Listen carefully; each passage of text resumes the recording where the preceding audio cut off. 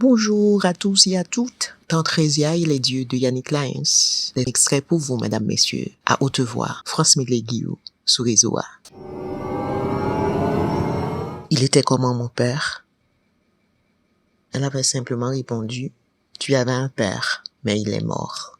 Au dire de tante Résia, l'homme avait voulu, semble-t-il, que ma mère me fît disparaître, alors que j'étais aussi infime et insignifiant qu'une petite huître accrochée à son ventre rouge.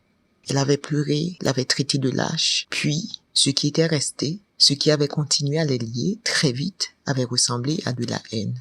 J'avais eu pitié d'elle, tellement pitié que j'eus envie ce jour-là de me coucher, de pleurer, et de me relever qu'après avoir vidé mon âme en sanglots.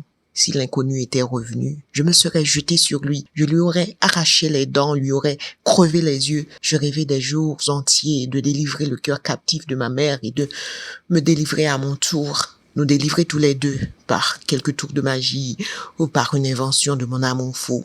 J'en rêvais durant des semaines, durant des mois, comme d'une impossible aventure. Toutes ces pensées s'agitaient confusément dans ma tête, tandis que, bien calé sur mon siège, j'essayais de regarder au plus loin entre la terre et le ciel pour prendre mes distances et atténuer la fatigue de la veille.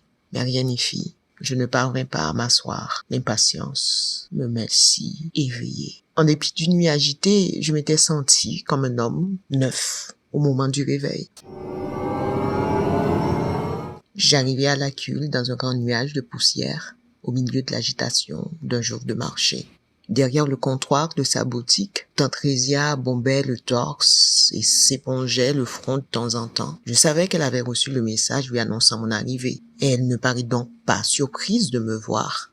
Alors comme ça, on se met en colère et on prend de grandes décisions. Je savais qu'à ces mots, tante Résia m'avait pardonné. L'abandon du domicile familial lui parut un acte de grand courage. Elle faisait du courage d'un homme une qualité essentielle. Un homme qui laissait voir ses faiblesses ou qui pleurait pourrait tout aussi bien se mettre à préparer à manger, à faire la lessive. Et pourquoi pas à avoir ses règles. Je lui souris, l'embrassai très fort. Tante Résia était, dans l'enfance, un immense oreiller pour rire ou pour pleurer. Elle m'exhorta vivement à gravir les escaliers jusqu'à l'étage où m'attendait un copieux repas. J'étais déjà heureux.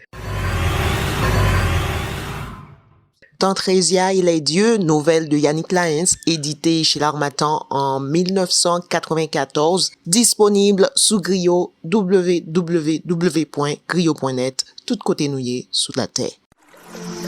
Réseau. Yon média indépendant, Interactif, Citoyen. participatif. Éducatif.